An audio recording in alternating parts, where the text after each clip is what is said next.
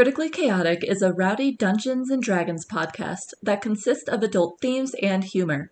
Content warnings for this episode can be found in the episode description as well as a link to transcripts. Queen, who plays Mogan, was unable to attend this week's session, and so is absent from today's episode.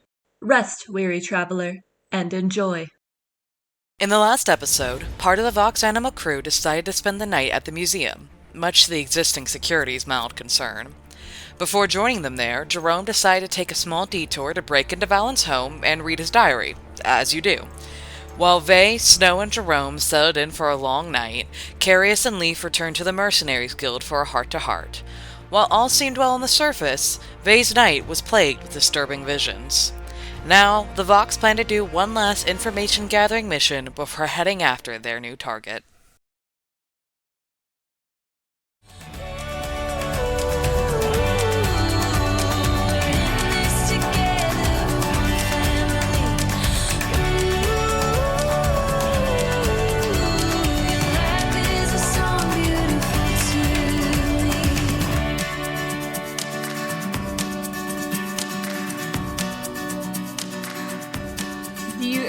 Are you gonna tag along with these folks, Valen? Are you gonna do your museum curator thing?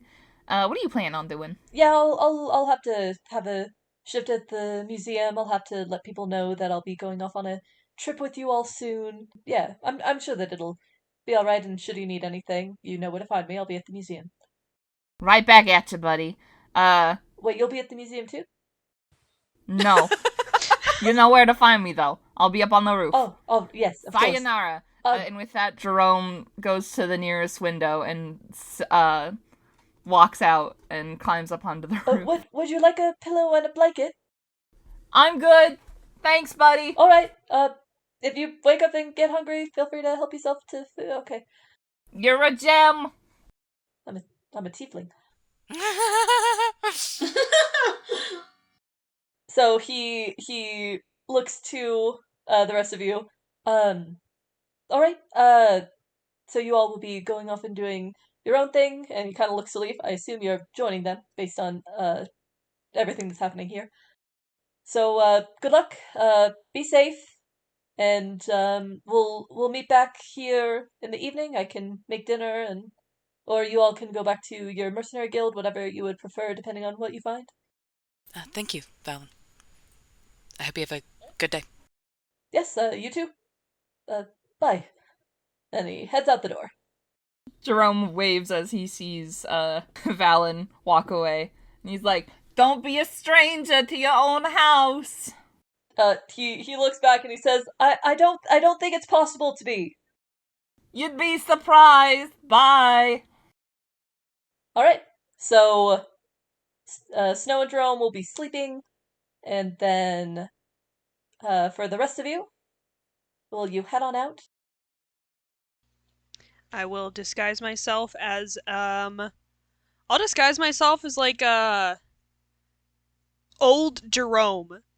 Like, slightly pointed ears, dirty looking, like crow's feet, really thin salt and pepper hair, thin, knobby knees, knobby elbows.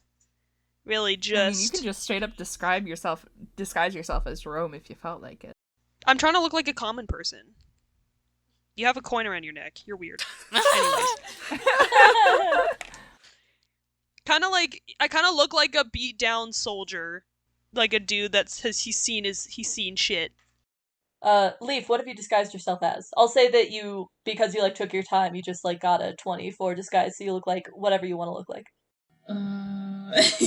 I will disguise myself to look like I guess like a human woman. Like I just look very, very average, like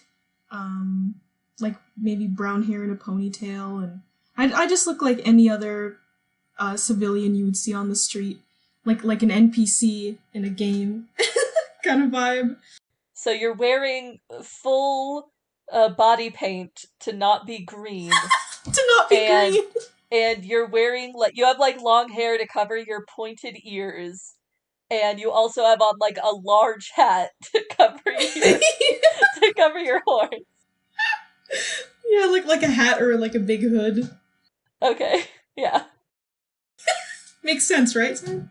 Curious, what animal are you disguising yourself as?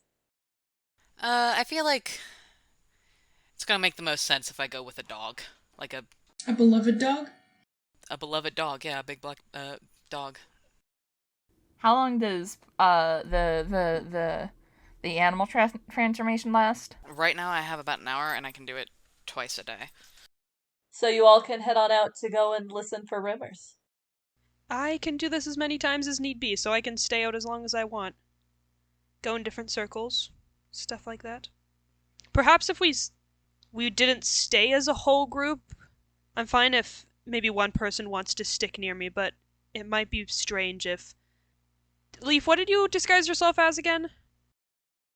Just like a average human woman. Oh, okay, you can be my daughter. Never mind. We can all stay together. Cool. Alright? So y'all head on out. Can my familiar fly around as well? Yes.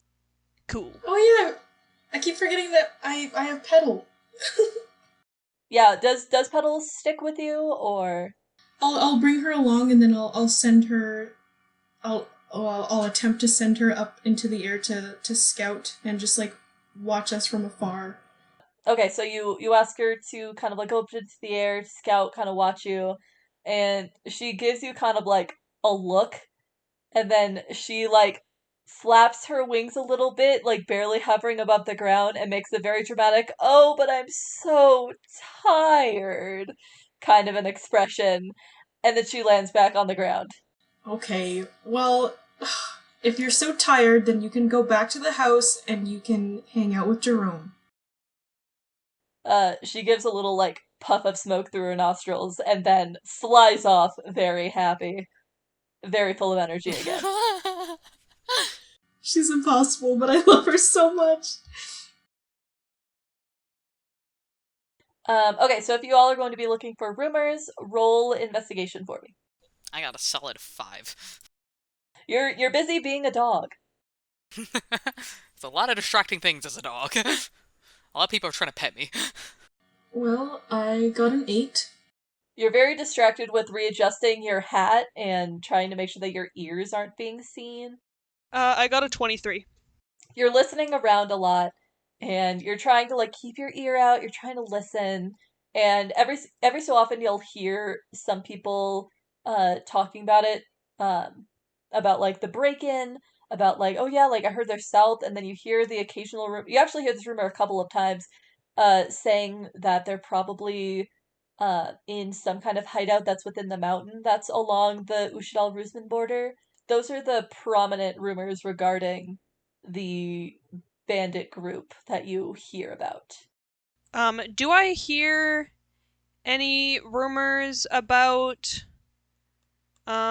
specific individuals that I will not say who they are because, reasons? The closest rumors you hear is that you hear a little bit about um a variant human that's been seen a couple of times. Is there any where if they're running with anybody or where they are around close by, or just rumors like, oh, this person's doing this? Yeah, it's more so that it's like a couple of vendors talking about like this variant human that comes by sometimes and orders stuff from them.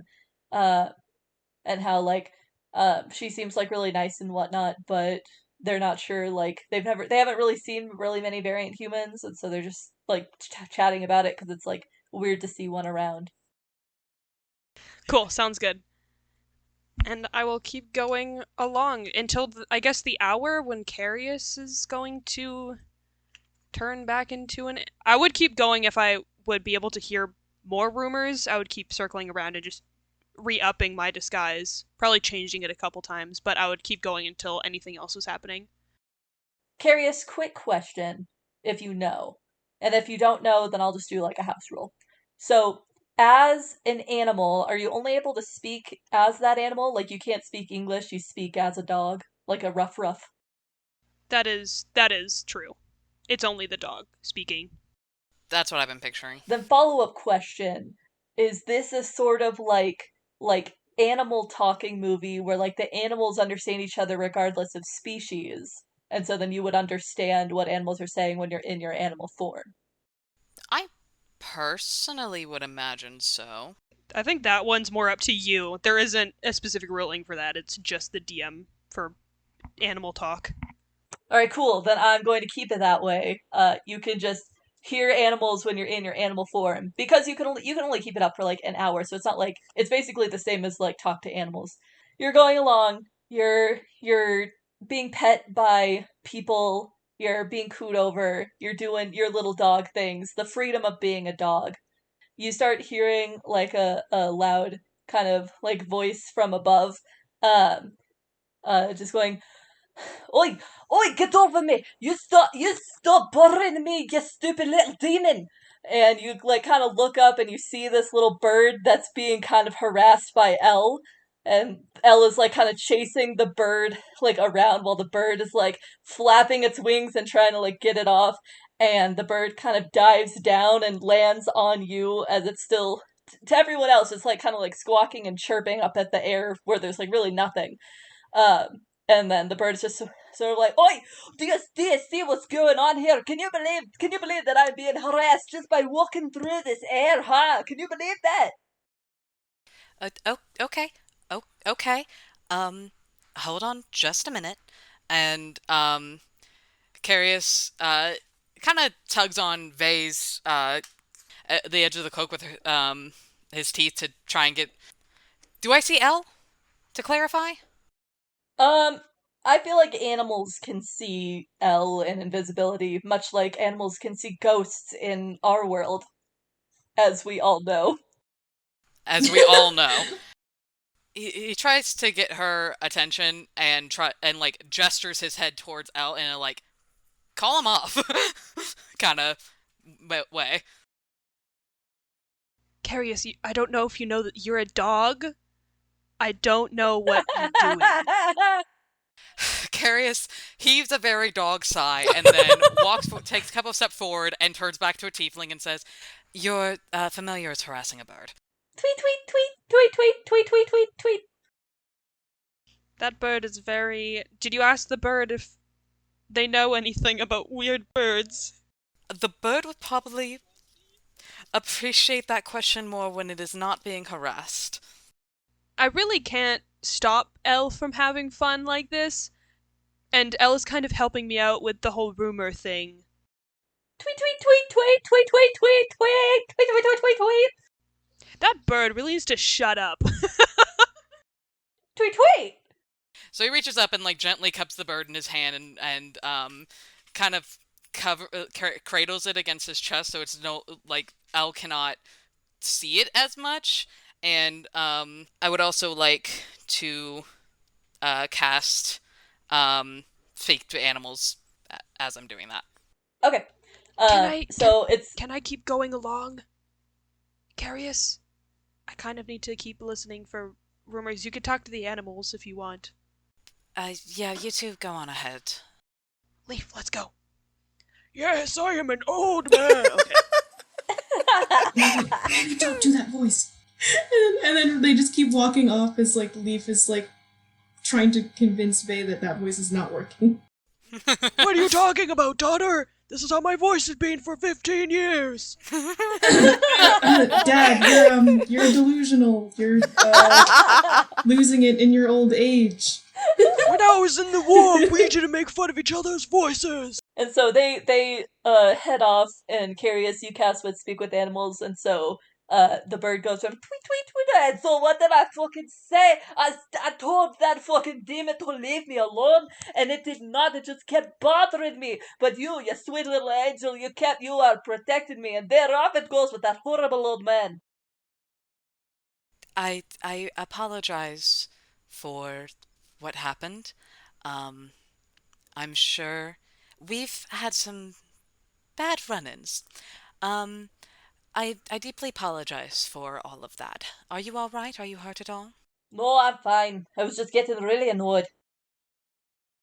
Understandable. I would be annoyed too. What's your name? My name is Terry. Terry, good to meet you. Is that short for anything? Yeah, it's short for tear your fucking throat out like I will with anyone that fucking bothers me. I love this bird. Well, it is very nice to meet you, Mr. Terry. What brings you to the city? Do you live here or do you live, in the woods nearby? And he just starts walking while he's chatting with this bird, still holding him in his hand. I'm trying to see the world. I'm trying to go across the entire continent. I started as a wee little lad in Adria, and I've moved all the way down here. It's only taken me about 2 years, but I've done it. That's quite a journey. That's quite impressive. It is incredibly exhausting is what it is. I I can imagine. A lot of flapping. I've myself have traveled a lot. I've had to do a lot of walking. Um, it can be quite tiring. So you're also a wee little bird with nowhere to go, nowhere to stay. Yes, I don't have any permanent home now. I'm a traveler as well. I travel around, and if you want to see, oh, first question. My companions and we have been hunted a bit by a upsetting fellow named Oriel who seems to have a association with birds. I was wondering if you've heard of the name or have met anyone who has heard of the name or works for him by any chance. I don't know. I don't know all of your confusing tiefling names. Uh, I know what I see, and I can't see a name. Understandable. Thank you for answering. Then, on to my second question. As I was saying, I am a traveler, and since my friend's familiar did harass you quite rudely, and I apologize for that again, um, would you like to perhaps stick around for a little while and take a rest, but still move around? Really? You do that for me? I don't see why not. There's certainly no harm in it. Am I going to have to be around that terrible demon again? I will certainly ask him to keep his distance. And you are a friend. I will sure once he understands you are a friend, no harm will come to you. All right. I'll agree tentatively. I don't know what my voice just did. I turned Russian. Don't mind me. Sounds good then. And he kind of lifts the bird up and Terry up and sets him down back on his horn so he can chill. He perches very comfortably. They and pals, that's the majority of what you learn. You learn that there's been a couple sightings, that they go south, and that there's a lot of rumors and theories that they're probably in the mountain that is south of this town. Okay. Cool. Sounds good. Kareus probably goes ahead and goes back to Valen's place since that's where we were meeting, and he's lost track of his friends at this point. You just kind of hang out there then because the other two are asleep. Do you still have the note that Oriel sent? Yeah, probably. Just in case you wanted to interrogate the bird more. I love that. Have you seen this note? Tell us everything! It has a stamp. It has a stamp of their group on it. Oh, it does have a stamp. Terry, you said you recognize things that you see. Hold on just a moment. And he digs through his bag and kind of pulls out the note and he unfolds it and shows it to Terry and he says, "Have you seen this symbol anywhere?" He kind of looks at it and he goes, "That's the one that you're looking for. That's this Oriole person. I thought you were talking about an actual bird." No. He might have been named after a bird, but he is a humanoid, as far as we know anyway. We don't know anything about him, really, just that he seems to want to kill us. Yeah, you and most other birds in the forest all say that. That son of a bitch is responsible for a lot of destruction of the various birds that I have met on my way over here. Oi, he is terrible. He'll capture us and he'll love us and he'll use us for his traveling and his notes. But he doesn't want no birds being traced back to him. No, no, no. And so what does he do? He poisons the fucking food that he gives us. That's what he does. Oh, that bastard. Oh, I want to tear his fucking throat out. I think I also want to tear out his throat.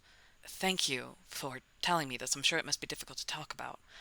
Do you happen to know anything else about him, and anything about, where he may be located? Even just the general area? Oh, I don't know. I've seen that symbol all throughout Adria and Ushadal. He's everywhere, I tell you. Good to know. Thank you, Terry. That's very helpful. So evening comes, Jerome and Snow, you wake up, Valen heads back from the museum, and then Vey and Leif also head back. So you all kind of like get up and are together in Valen's house, kind of all at about the same time. And Valen starts preparing some dinner. I gotta say, Valen, your roof tiles are very comfy. I haven't stayed on such a comfy roof in quite a while. You got some nice tiling. What is it? Is it cedar? Is it cedar? 10 out of 10 experience. Would nap again. Yes, thank you for allowing us to spend the day here. Of course. Did you all find out anything? And he looks to Kareus and friends, and he notices the bird. I see you found a friend, Kareus? Yes, this is Terry. I do want to mention did find something not necessarily about our current targets, but about Oriole. Oh. Do share. He's like petting the bird with one hand, and he relays, petting Terry with one hand. He relays what Terry told him, and also introduces Terry to the group. Terry tweets a lot, and is shifting around a lot, and looks like a very agitated bird. Oh. Hey, how's it going, Terry? You want a scone? You look like a bird who'd appreciate a good scone. Don't give the bird a scone. Sorry, little fella. No more scone. Kareus probably knows what's better for you anyways. Kareus, pulls out, a little packet of seeds that he's been using to give Terry food, and he hands it to Jerome so Jerome can feed, Terry. Ah, seeds. That makes sense. You ever want any, secret sort of snacks? I got you on the download, Terry. You and me, we going places. He tweets very excitedly. Good buddy, good pal. So what we find out about, everything? You share that information. Valen serves, dinner, which is a vegetarian stew, and you just kind of go over it. And Valen says, yeah, the mountain is about maybe a day and a half's trip from here. So that's not far at all if the rumors are true. Do you have a cart that we could borrow, perhaps? We need to transport all of the artifacts, unless they're small enough, of course, for us to fit in our packs, and we could just hoof it all the way there, but... They should be small enough to fit in the packs, but it would probably be smarter to take a cart of some kind just to move faster. I would agree. Do you have one part of your museum or anything? No, not personally, but we can easily get one from the and he kind of pauses and glances at Kareus. An independent stable we can rent. Kareus stuffs a mouthful of stew into his mouth and mumbles, "It's fine." Just avoiding eye contact with everyone now. But yes, that should not be hard to procure at all. Fucking excellent. We love to hear it. That's great to hear. I assume the lot of y'all are probably a little on the more tired side from the longer day of doing stuff. So, how's about Snow and I do a little bit of our own sort of investigation during the night while y'all get some sleep, get some rest. And then tomorrow we'll start heading out and yeah, we'll get there. I mean, is there any investigation we really need to do at this point? They figured out where we need to go. I mean, we don't know for sure that the artifacts are going to be there. They might have been sold off at this point on the black market, so we wouldn't have to check. To be fair, Jerome, I don't think we'd figure that out here. I think we'd figure that out once we get to the mountain. You know? That's fair. Jerome, please. All right. Spare God. It's fine. It's not like I spent 4 hours working on this dungeon today. It's fine. We must go to the dungeon!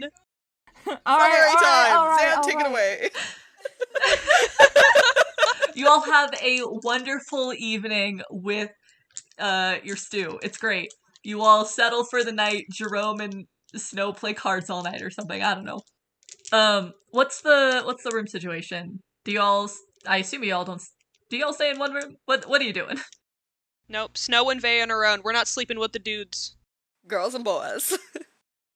Alright, so the night goes by, and then while you're hanging out, while you're between meditations, you start to see those shadows yet again. Oh, lovely. Oh, my old friends. Hello, darkness, my old friend. At first, you start to see the shadows underneath the bed. Well, actually, where is Vase situated? She would be sitting on the floor like she usually does. Okay, that's what I thought. So you first see the shadows kind of under the bed. Like, it's already dark under the bed, but you see, like, extra darkness that are kind of, like, murky and moving a little bit. And then as you're trying to study those shadows, trying to make sure that they don't move, you start to notice more, and you kind of glance up, and you see that there are some shadows, like, kind of behind Snow's sleeping figure. And they're, like, there seems to be so many that they're almost, like, outlining Snow in a weird, like, dark, liquid outline. You start to hear the familiar buzzing and the whisper that's, like, right next to your ear. And it says, "Go to your bag." Okay, I go to my bag. Because I don't want to die. and the voices continue, and it's almost like they're kind of being, like, overlaid with one another. Like, there's multiple voices kind of whispering all at once, saying, Take out the mask. Take out the mask. Take out the mask. Take out the mask. Take out the mask. I take out the mask. So the mask looks very similar to how it was before, except, so before it was like this singular kind of like metal color, and then along the bottom it's turned like an almost like crimson-y type color. Like it's kind of rust, but it's more brighter than like red. It's almost like blood red, you know? It's a very bright kind of color. And then the voice says, walk to the bed. I'm going to walk over, but I'm holding it behind my back. I'm not holding it out in front of me. I'm keeping myself in between the mask and Snow. Okay. And so you're standing over Snow now, and you can still see the shadows kind of like liquidy behind Snow, and the buzzing in your head is getting a lot louder. You hear the whispers like a lot faster, kind of like again overlapping, like it's becoming a little bit more chaotic. And it says, Sit down on the bed. Sit down next to her. Sit down next to her. Sit down on the bed. Sit down on the bed. She's freaking out beside me. This is so fun to watch. She's curling. I will sit down on the bed by her feet, still with the mask behind me. I'm not sitting beside her, I'm sitting beside her feet, which is technically following what they say. I'm not near her face. the voices say, Move closer. Move up. Move closer. Move up. No, I don't. oh, you don't? Okay. As you're holding the mask, you start to feel it kind of burning, like really, really hot in your hands, and the voice becomes louder. Move near her. Move near her. Move near her. I'm gonna put the mask on my own face again, No. so it doesn't go on Snow's face. No. Okay. So you move and you put the mask instead to your own face. Like before, the black goo suddenly like lashes out and latches onto you, but it moves way faster than before, whereas before was like a horrifyingly slow process of just like sticking to your face and clinging around you. This time it completely envelops your face, and it's like starting to drip down your body. Where are you looking anywhere in particular while your face is now glued to this mask? Is there a mirror in the room with me? Yeah, I think so. I think there's probably like a mirror on the wall near the dresser. Can I look in the mirror first and then over at Snow? Yeah. So you have to like kind of get up and walk over to the mirror. And so you look into the mirror, and even though you have this mask on your face, you see yourself like without the mask. You look different from you normally do. So your hair is not like quite so stark white. Instead, it's more of like a really pale blonde. And your skin is still pale, but it's like a pale, almost like bluish gray kind of a color. And your eyes are really glazed over and like a weird grayish color. and in the middle of your chest, you're wearing your same clothes, but in the middle of your chest, there's just a bunch of blood that is just dripping down the front of your chest, like right over where your heart is. You can like see your veins through your skin. You're like so pale and translucent and like gray, and it looks like you're basically like a walking corpse. And so that's what you see when you look into the mirror. When you look over towards Snow, the shadows have kind of covered her almost entirely. You can make out her figure, but it's like you're looking through a really dark film. You see this other figure behind her that is also like really covered in shadow. Like the only thing that you can really make out is that it has the face of like the eyes and then this mouth that is just like, it's like completely hollow white eyes, and then this mouth that is almost like a Joker grin where it's like unbelievably like wide. And so it's like their entire body is all like black shadow except for the eyes and this mouth, which is like bright white. It's the only feature that you can make out. And then it draws up a hand and it puts like a like shush finger to its lips as it puts a hand on Snow's shoulder. And then you wake up and you are meditating and it's morning. Awesome. Before I wake Snow up, could I check myself in the mirror real quick? Yeah, you look like yourself. You look fine. Lovely. Awesome. Perfect.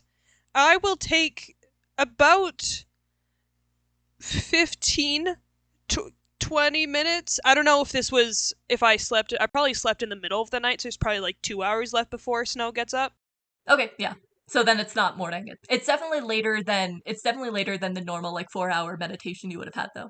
Cool. So then I just wait till the normal time. Probably just collecting myself and double checking the room and being like, wow, that was interesting. Yay. And I just wait until everyone else is awake to wake Snow up. Alrighty. So you all have your breakfast in the morning. It goes smoothly, small talk, blah blah blah. And then you all head over to Valen's. And Valen is dressed up in some light armor and has a sword at his side. And he greets you all with a smile and says, good morning. I hope you all slept well. Hope you had a good morning. I'd say so. The roof on this place, it could use a little bit of work. But otherwise, pretty good night's sleep. Got a lot of rest. Good. I slept pretty well as well. We still need to go and get the carriage, which the rental place shouldn't be too far. Kareus, do you want to come with me to grab that?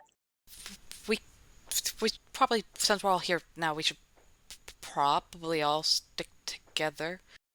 I agree. Mm-hmm. Yeah, of course. Let's get going. And he leads the way towards the stable place. So you all arrive, and Valen is talking with the stable master and pays for the few days. He pays for 5 days just in case, even though he thinks that you all will only be gone for like maybe 3 days at the most. And so he rents 2 horses and a cart, and you all can start heading out. Does anybody walk alongside the horses, get into the cart? Does everyone get in the cart? Into the cart. Into the cart as well. Yep, also in the cart. Cart time. Kareus usually drives, so he's probably doing that. Well, if everyone's in the cart, then Valen will also climb in. Is anybody sitting next to Kareus? Otherwise, Valen is going to sit there. Leif will sit next to Kareus. I'll also send my familiar to be on the other side. I'll send Elle over to take up that spot. Probably, fucks with Petal on the left side, just, annoying the shit out of him. I like to imagine that, Leif and Vey are about to get into the cart, and then they both kind of spot Valen, eyeing the spot next to Kareus. And then we do, the head nod. Yeah, the panic look, and then we, have, silent communication, who's gonna go? You go, Leif! Head nod! I'll go! Go! but it's all no words need to be said, they just nod at each other. Full on. Yep. And Kareus does not notice a lick of it. He is busy with the horses. He is not paying any attention. So Valen is about to get into the cart when Leif kind of just hops on and sits in there. and he nods and moves instead into the main part of the cart. And he probably sits down next to Jerome. And you all are traveling in the cart, and Valen leans over a little bit to Jerome and says in like a very soft voice, so hopefully only he can hear. And he says, Jerome, Yeah, what's up, buddy? should I not join this adventure? I mean, I'm gonna be honest, bud. I don't know if it was the smartest decision on your part. I warned you about the sort of deal. Maybe you and Kareus could talk something out. I certainly have attempted. I just honestly, should I just not join this caravan? I mean, I don't really know how things played out with you and Kareus in the past, but I feel like there's some sort of unresolved sort of tension happening between you twos. Maybe not malicious, but something that needs a resolution. But it's gotta be something that's you're both ready to work out. I'm really just asking a straight question. Why are you going off on all these tangents? I've never been a straight question kind of fella, if you haven't noticed. Can Snow just lean over, having overheard this, and just be like, honestly, do what you think is right. If you feel like you're making it uncomfortable, then don't come. And goes back. He leans over to Snow and says, you all really, really underestimate my capabilities. I'm asking for a yes or no. I mean, I don't personally care, really. It's the only person that would care is Kareus. So, if you want a straight answer, ask him directly. No, yeah, we would not be the fellas to ask about it. I'll give you what I think. Could not tell you yes or no. That's something you'd have to figure out for yourself. He gives a slightly annoyed sigh, and you all are kind of like nearing the gate to leave the city, and he says, Kareus, can you stop the cart for a second? Oh, sure. And Kareus kind of pulls the horse to a stop and kind of looks back and says, "Did you leave something behind or anything?" I need to talk to you real quick, just real fast. And he gestures as like a over there kind of a gesture. Okay. Kareus hops down and walks over with Valen. Faye, can you send over your little fella to listen in? Oh, he's already over there. And I'll bamf into his senses. Keep us updated. He's a feisty little fellow. You should know by now. So with Kareus and Valen looks very awkward as he is standing over, like off to the side with Kareus, and he says, I won't be offended no matter what you say, I just want you to be honest with me. Can you do that? Would it be better for you and for your companions if I did not join you on this trip? Kareus kind of hesitates and seems to like think through his answer for a minute and just like fiddles with his clothes and his gloves for a minute and then says, honestly, I don't know. I know that's... I'm worried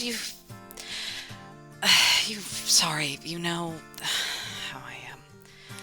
I want maybe a chance to talk to you, but I don't really know how to do that, or if you want to do that, and we also have a job to do right now, so I don't know, like, we want to focus on that, and like there's a lot to talk about, so like we probably won't even have the time, and I don't know.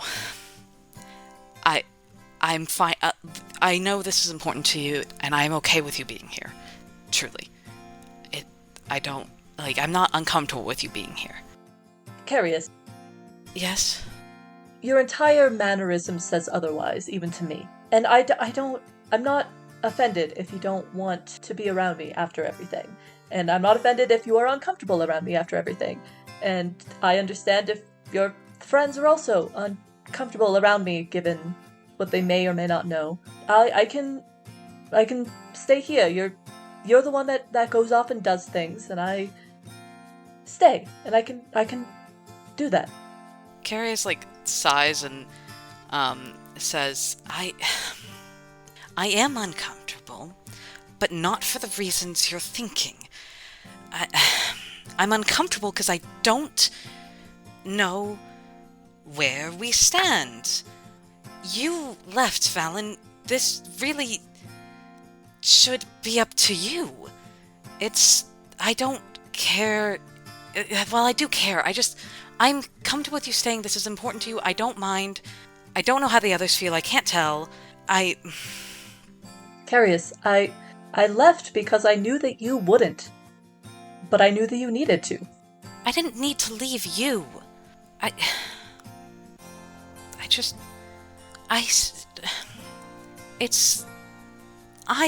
wasn't good enough. I couldn't be. I couldn't be what you wanted me to be. I'm just not built for that kind of life anymore. And I'm sorry. That I wanted to make you happy. I was trying to make you happy. I couldn't even tell why I was unhappy. I was just scared. And this really isn't something we... Would it be better if we just had this discussion another time? I don't know. I don't know how to handle this. I don't know. I don't know what would be better. I still care about you, and I don't want to cause you any more pain than I already have. Kareus, if you don't know, if you can't make a decision, then I'll just make one again. I'll see you in a few days. Please be safe out there. And he gives like a little nod, and he kind of awkwardly puts his hands like kind of more near his hips, not quite sure what to do, kind of rested on his sword. And he says, be safe, and I know that you'll bring the artifacts back. And he kind of gives you a little nod and heads off. Can I have my familiar follow along kind of a little bit in front of Valen to see if he's gonna cry as he walks away? Oh my god, you fucking sadist. Valen walks for a bit down the street, kind of like trying to keep an impassive face and whatnot. And it's about when he's getting a bit closer to his house that tears do start to fall. Yes, you get to watch a grown man cry. We've come too far, and right now the sun is ours.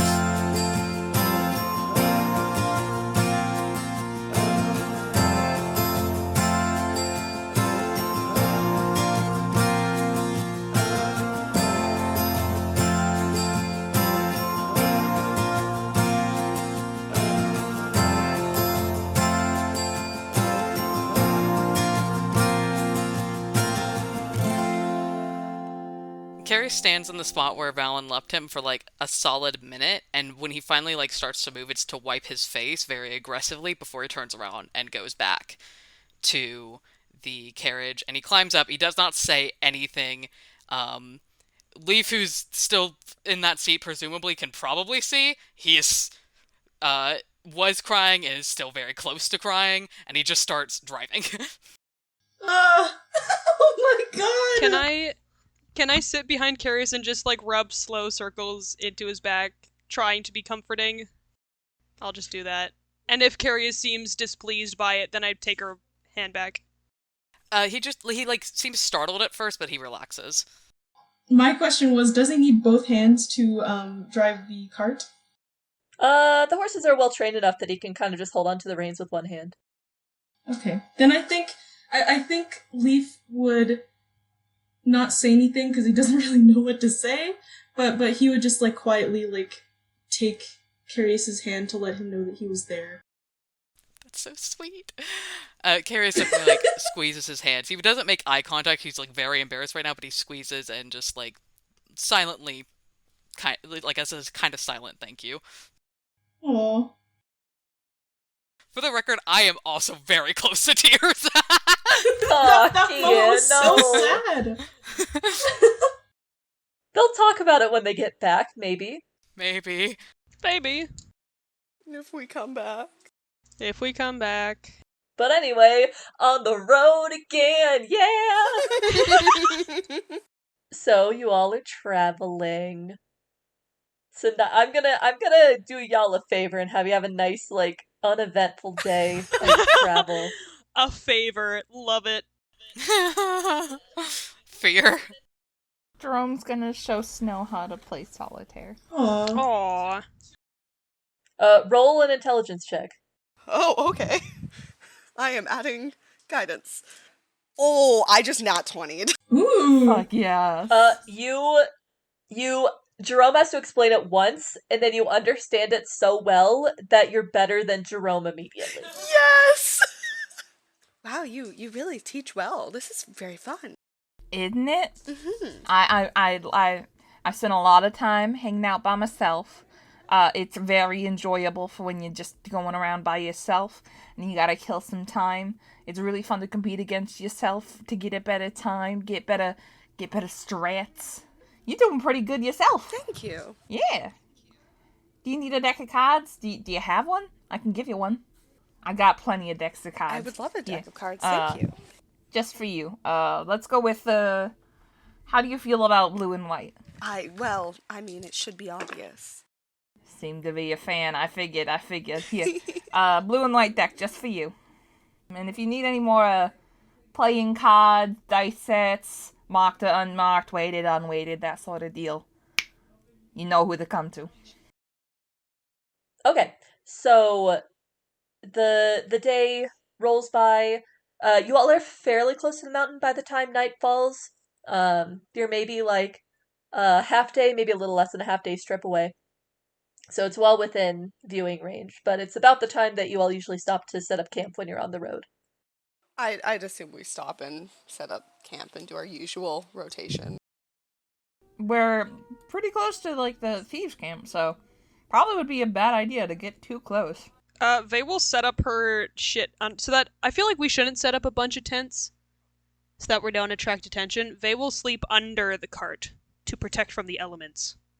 Jerome is gonna approach Vay and be like, so we've been doing this night shift a while now, and like, I know you usually take the third shift alone, and I feel kind of bad about that because it can kind of like suck to just be by yourself all the time. Do you want a buddy on that or something? Yeah, sure. Sweet. I'll join you for it. Considering that, like, Jerome would be also by himself on first watch, would it be alright if, like, Kareus volunteered to stay with him the first watch and similarly took a nap the next day? Yeah. So who's doing first watch? Jerome and Kareus. Okay. So Kareus, I know this whole thing has been a lot for you. You good? I'm alright. It's fine. Do you want to talk about what's happening with you and Valen and or whatever? Like, you seem like you're under a lot of stress and having a lot of hard feelings, and it's hard to deal with that sort of thing by yourself. There's really not much use. Jerome, I cannot express my feelings worth a shit. Clearly. Sorry, that was a little rude. I'm a little rude, it's fine. I appreciate the offer, truly, but I really don't think there's much left to say. Alright, well, if you need anybody to talk to, me and Mrs. Snuggles. That's what I'm calling your bird friend. He seems like a snuggly sort of fella. Me and Mrs. Snuggles, we got your back, huh? Alright, thank you, Jerome. I appreciate that. Anytime, so. You ever want to talk, just give your old pal a little nudge. Hit me about the head if you gotta. I'm not gonna hit you. I mean, you could. It's just a little nudge. Friendly nudge between acquaintances. With a bat sometimes, but that's okay. Have you had friends hit you with a bat? Nah. Usually a crowbar. But that's a little less friendly. We're not gonna worry about that. We're moving on. Need anything from me, just let me know, alright? All right. Thank you. And, the same goes to you, Jerome. Oh, I never have anything that I'm worried about, so it's fine. But thank you. The offer's appreciated anyways. Kareus just sort of nods and gives him a smile. You don't want to do an insight check on that? You know what? You're right. I'm gonna insight check that. I didn't think about that. I got a nat fucking 20. Plus fucking 3, so that's a 23. Jerome was lying about the thing with the never worrying about anything sort of deal. He wasn't lying about the crowbar thing. He is like being very genuine though, and is concerned about Kareus and just wants Kareus to be okay. And is focused on like worrying about Kareus at the moment. He just really wants Kareus to feel okay. And then in the background, there's the, hey, these things did actually happen in the past. They fucked him up, but he's not thinking about that. Kareus kind of like looks at him for a moment and then he says, well, everyone worries sometimes, and I know there are a lot of things that people would prefer not to talk about. I understand that very well, but if some of that ever gets a little too heavy, you do have someone to unload onto as well. And I appreciate you worrying about me as well. Anytime, fella. You're a good pal, and you're just a swell fella all around, and you're a good person, and just you're all right. I'm not crying. It's fine. Just sniffling because of the wind. Oh, is Jerome crying or is Lady crying? Yes, to both. Kareus looks like mildly distressed. I'm sweating out my eyes. It's fine. Okay. And he just like pulls out a handkerchief and hands it to him. Thank you. It's good for the eye sweat. Yes, I imagine it is. Do you need some eye sweat too? It can be good to eye sweat sometimes. I think I've done that enough today. Do you need a hug? You look like you need a hug. Kareus kind of like hesitates for a very long moment, and then he goes, maybe, yes. Alright, bring it in, big fella. Kareus gives him a hug. Jerome returns the hug, and they both just like stand there for a hot minute. By the time they separate, Jerome's eyes are no longer sweating, and he's like good talk, buddy. I agree. It was very good. You ever need the eye sweat, a hug or anything, you know who to call. Alright, good night. Good luck with Leif. Leif and Kareus, can y'all roll perception for me? Uh-oh. Sayla got a 7. And Kian got a 6. Gotcha. Okay, so y'all are just talking about being very perceptive. This is actually perfect. No! So Vay, you're trancing at the moment. What happens during your trancing to set the scene?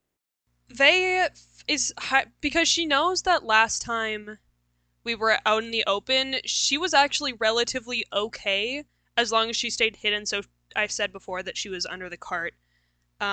She's actually just like sleeping in the classic like hands like fingers threaded, hands on her stomach. The corpse pose. Because she doesn't know how to sleep properly, she's just seeing people lay down. So she does the closest thing she can replicate while also being able to trance properly. And then in her trance, is she doing anything in particular? Because I know that she like just goes throughout her thoughts of the day, kind of a thing. Yeah, she's just sorting through. Probably she's thinking of the conversation that she overheard with Valen and Kareus, and just being like, I wonder if this will come back to bite us in the ass. Like, what if someone's out for Valen? Like, she's just basically like thinking of different possibilities and trying to make plans and solutions for them. And she usually just comes up with nothing. She's like, this is out of my hands. I can't affect it. Like, Valen's back in town. Okay. It's while Vay is kind of like going through all of this in her trancing mind palace. And so, like, in your trance mind's eye, you are going through all of your thoughts, kind of sorting them almost like they're sheets of paper or whatnot, like going through books. And then they hears a childlike giggle that sounds like a little distant, and it sounds very familiar, like it's activating some kind of memory from Vay's past of some kind, and she's hearing it like within this like mind palace liminal space that she is in. Am I alone in here right now? Yeah, you don't see any shadows, you don't see any other people. Cool. So, I slam the book shut and I put it down on a surface close by, and I immediately take off towards that sound. So you're running down, you're running like between the shelves, through this like white liminal space, and you hear the giggles a couple more times. And as you're running, you catch a couple glimpses of the shadows, but like you're running so fast that like they can't catch up to you. They're just like, it's almost like they kind of like live in this space. They're just kind of like hanging out there and they're not really pursuing you or anything.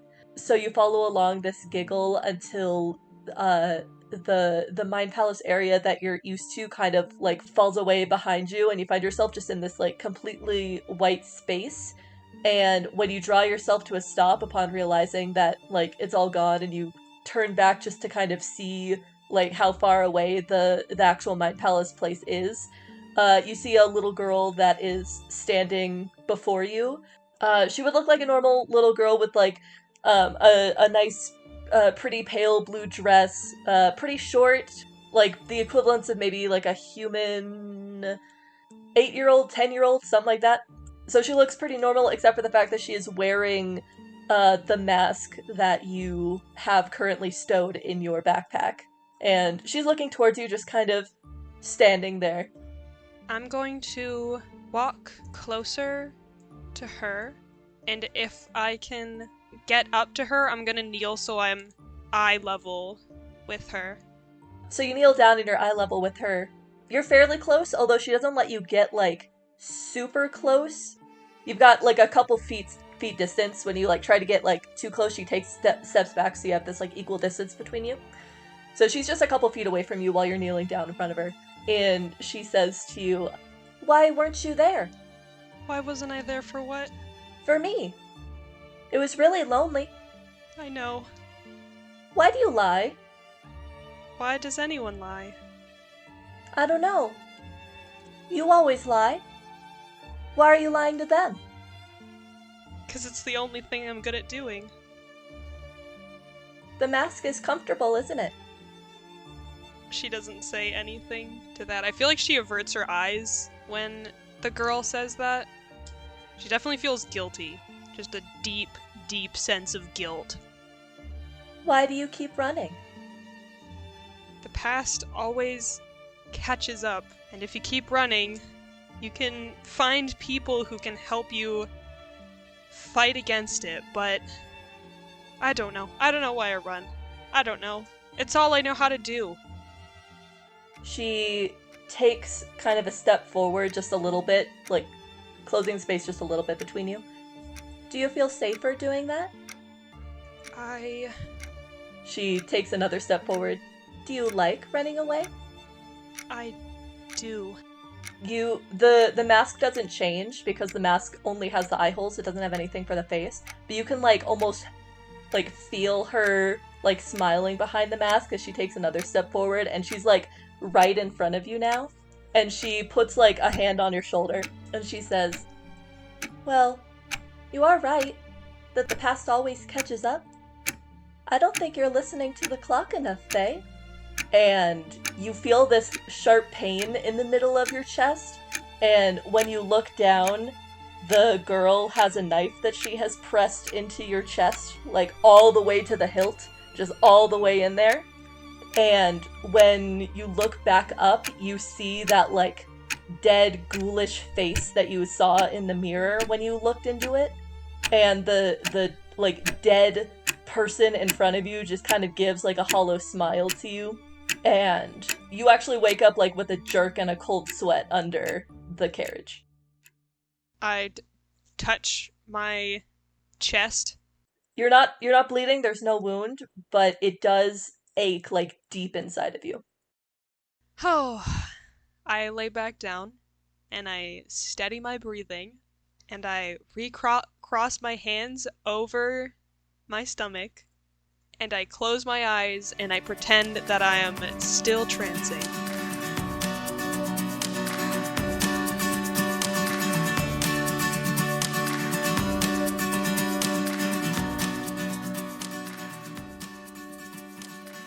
Critically Chaotic is a Dungeons & Dragons podcast brought to you by the following people. The DM is Zand, who can be found as @Zandir on all platforms. They is played by Alex, who simply cannot be found. Snow is played by Bean, aka Alexa, who can be found in a variety of ways, but mainly @Alexandra_Jaden on Twitter.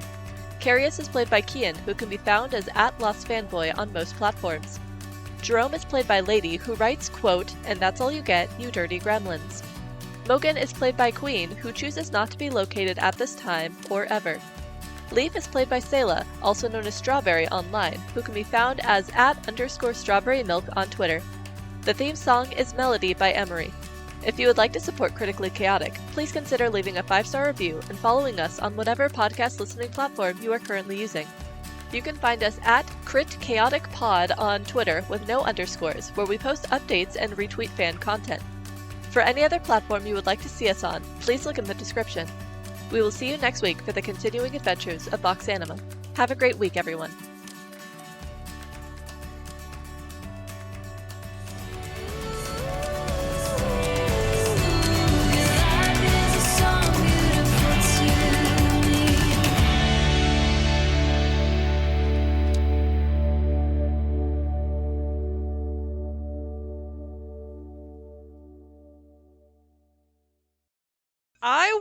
I won't let anything happen to you. I will sacrifice myself, as I did in my dream. I don't want to lose me either! I don't want to lose either of them!